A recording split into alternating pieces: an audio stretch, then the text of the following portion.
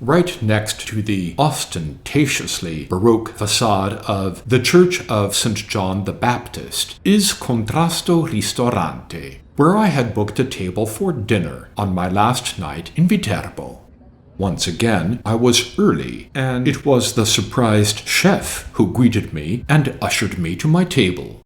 We started off with a Prosecco from Serena B. Simple while I checked the menu, unfortunately only accessible via a QR code and unfindable online.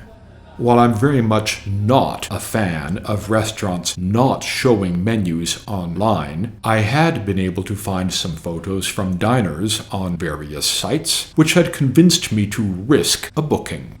In any case, the amuse-bouche was a morsel of just barely cooked tuna with a dab of raisin sauce on top. That was promising. There was an antipasto which sounded irresistible. Bacala, cooked at a low temperature, with a red pepper sauce underneath, along with flakes of peperone crusco. Peperoni cruschi are the delicious sun-dried red peppers, which are typical for the region of Basilicata. If you don't know them, you have no idea what you're missing out on. The green dots surrounding the sauce were parsley gel, and the bright yellow-orange dots between them were mayonnaise flavored with nduja. An excellent starter in a portion worthy for my appetite of a secondo.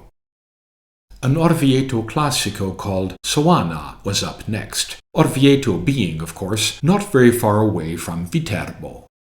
That was to accompany the primo, Spaghettoni cacio e pepe, a classic. Here there was a delightful added twist, a tartare of prawns on top of the pasta, and a sprinkling of lime peel mixed in with the pepper. Despite my initial skepticism about prawns with the cheese, I decided the chef knew what he was doing. It worked very well. Skipping a secondo, as is becoming my custom, I moved straight to a dessert. The waiter recommended a local passito to go with it, an unusual red passito, made from Canaiolo Nero and Aleatico grapes. To be precise, from the San Lazzaro winery in Marta, on the southwest shore of Lake Bolsena. An excellent recommendation, which I enjoyed before, during, and after the dessert. That being a chocolate brownie with toasted cashews and a salted caramel, plus a coconut-flavored ganache. Sinfully rich, and exactly what I needed. I lingered a bit in the old narrow streets on the way home, from Via dei Fatungeri to Via San Lorenzo, and finally the Piazza del Plebiscito with the illuminated Torre del Orologio.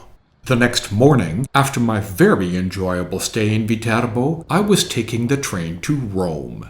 So, my next episode will find me in Rome.